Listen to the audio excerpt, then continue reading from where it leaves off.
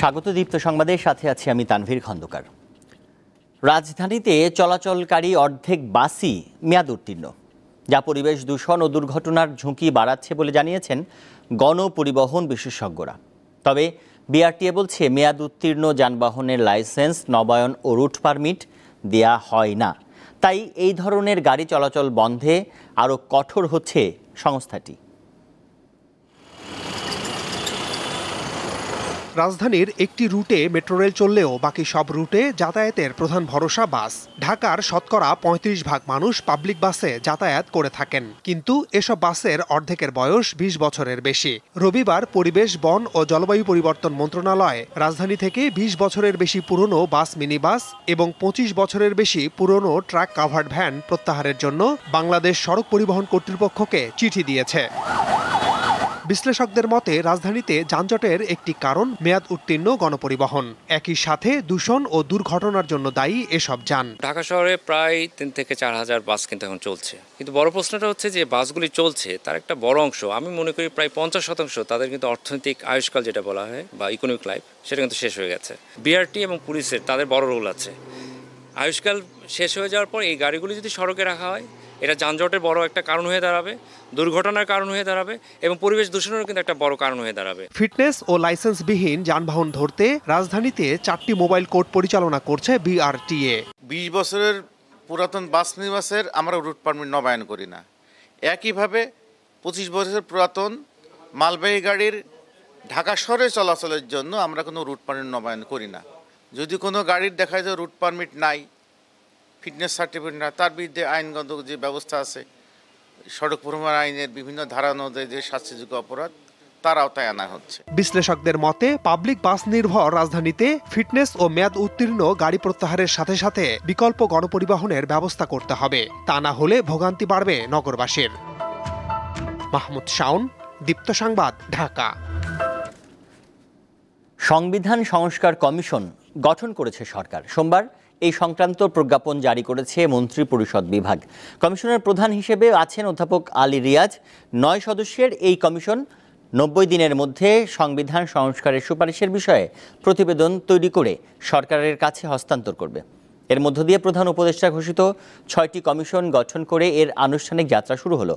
কমিশনের অন্যান্য সদস্যরা হলেন ঢাকা বিশ্ববিদ্যালয়ের আইন বিভাগের শিক্ষক অধ্যাপক সুমাইয়া খায়ের এবং অধ্যাপক মোহাম্মদ একরামুল হক, সুপ্রিম কোর্টের আইনজীবী doctor Sharif Bhuiyan, barrister Imran Siddiqui, barrister M Moin Alam Firozi, লেখক ফিরোজ আহমেদ, লেখক ও মানবাধিকার কর্মী মোহাম্মদ মুস্তাইন বিল্লাহ এবং শিক্ষার্থী প্রতিনিধি মাহফুজ আলম।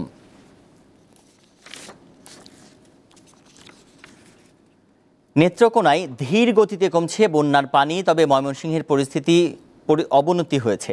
দুর্ভোগ পোহাচ্ছেন পানিবন্দী প্রায় ২ লাখ মানুষ। ময়মনসিংহের হালুয়াঘাট, ধোবাউড়া ও ফুলপুর উপজেলার সকাল থেকে থেমে থেমে বৃষ্টি হচ্ছে। দুর্গতদের মাঝে শুকনো খাবার ও বিশুদ্ধ পানির চরম সংকট দেখা দিয়েছে। এদিকে সোমবার থেকে সীমান্তবর্তী 5টি ইউনিয়নে পানি নামতে শুরু করলেও এই পানি নেমে ভাটির দিকে নতুন করে প্লাবিত হয়েছে আরও অন্তত 50টির মতো গ্রাম। উপজেলার প্রাথমিক বিদ্যালয়, মাধ্যমিক বিদ্যালয়গুলোকে আশ্রয় কেন্দ্র হিসেবে ঘোষণা করা হয়েছে। আশ্রয় কেন্দ্রগুলোতে এখন নারী ও শিশুসহ ২,০০০ মানুষ আশ্রয় নিয়েছে। 3 উপজেলায় 63 মেট্রিক টন চাল ও নগদ 7 লাখ টাকা সহায়তা দেওয়া হয়েছে।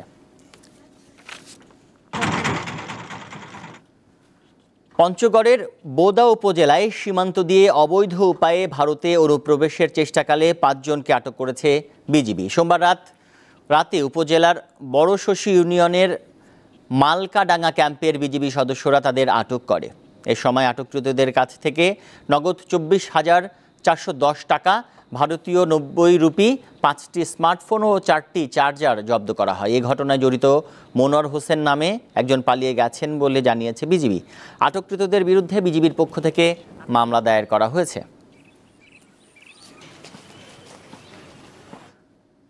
গুড় দিয়ে মুড়ির মোয়া তৈরি করে সংসারে সচ্ছলতা ফিরিয়েছেন কুড়িগ্রামের সাইফুল ইসলাম। তার কারখানায় কর্মসংস্থান হয়েছে আরও 20 থেকে 25 নারী পুরুষের। কারখানা মালিক সাইফুল ইসলাম গুড়ে মেশানো মুড়ির দলা করে ছড়িয়ে দিচ্ছেন মাটিতে বেছানো প্লাস্টিকের ওপর। আর কর্মীরা তেল মাখানো হাতে ঘুরিয়ে ঘুরিয়ে করছেন গোলাকৃতির মোয়া। কুড়িগ্রামের উলিপুর উপজেলার থেতলারি ইউনিয়নের প্রত্যন্ত এলাকা গোড়াইপিয়ার গ্রামে এভাবেই তৈরি করা হচ্ছে মোয়া। সংসারের অভাব মেটাতে ৩ বছর আগে নিজ বাড়িতে মোয়া বানানো শুরু করেন সাইফুল ইসলাম।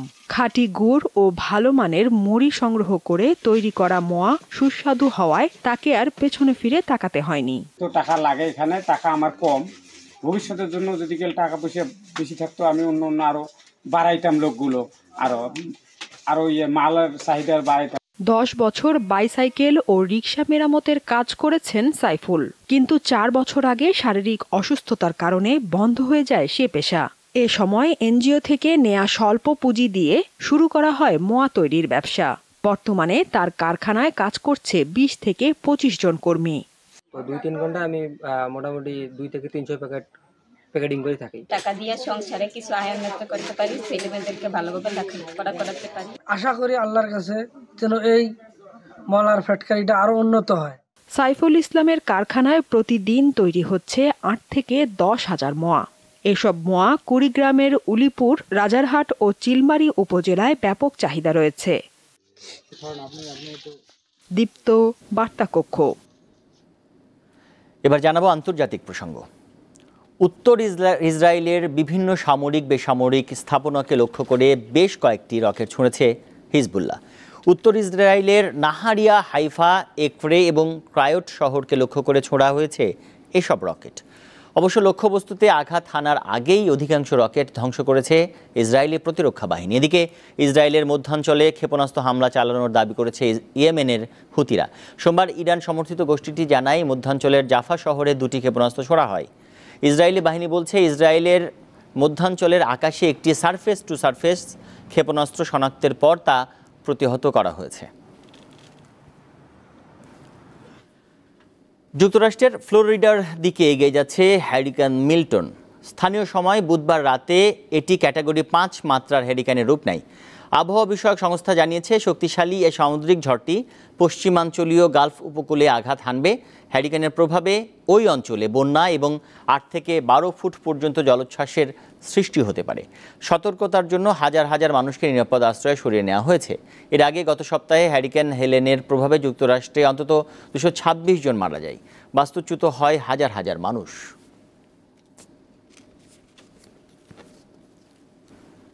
নারী টি-20 বিশ্বকাপে নিজেদের তৃতীয় ম্যাচে 10 অক্টোবর ওয়েস্ট ইন্ডিজের মুখোমুখি হবে বাংলাদেশ। ম্যাচ শুরু হবে রাত 8টায়।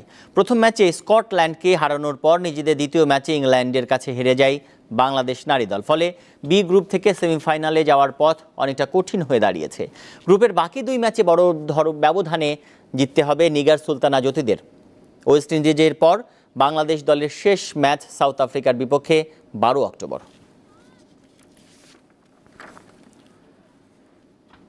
দীর্ঘ 22 বছরের পেশাদার ক্যারিয়ারের ইতি টানলেন বার্সেলোনা ও স্পেনের সাবেক মিডফিল্ডার অ্যান্দ্রেস ইনিয়েস্তা। 40 বছর বয়সী ইনিয়েস্তা সোমবার সামাজিক যোগাযোগ মাধ্যমে ভিডিও বার্তায় এই ঘোষণা দেন। 2002 সালে বার্সেলোনার সাথে তার যাত্রা শুরু। সময়ের সঙ্গে বিশ্বের সেরা মিডফিল্ডারদের একজন হিসেবে নিজেকে প্রতিষ্ঠিত করেন তিনি। বার্সেলোনার হয়ে ইনিয়েস্তা খেলেন 774 ম্যাচ, 4টি চ্যাম্পিয়ন্স লিগ, 9টি লা লিগা, 6টি কোপা দেল রে সহ 32টি শিরোপা জেতেন তিনি। 2018 সালে যোগ দেন জাপানিজ ক্লাব ভিসেল কোবেতে। 2023 সালে জেতেন জেওয়ান লিগ শিরোপা। এরপর এমিরেটসে তিনি খেললেন 1 মৌসুম।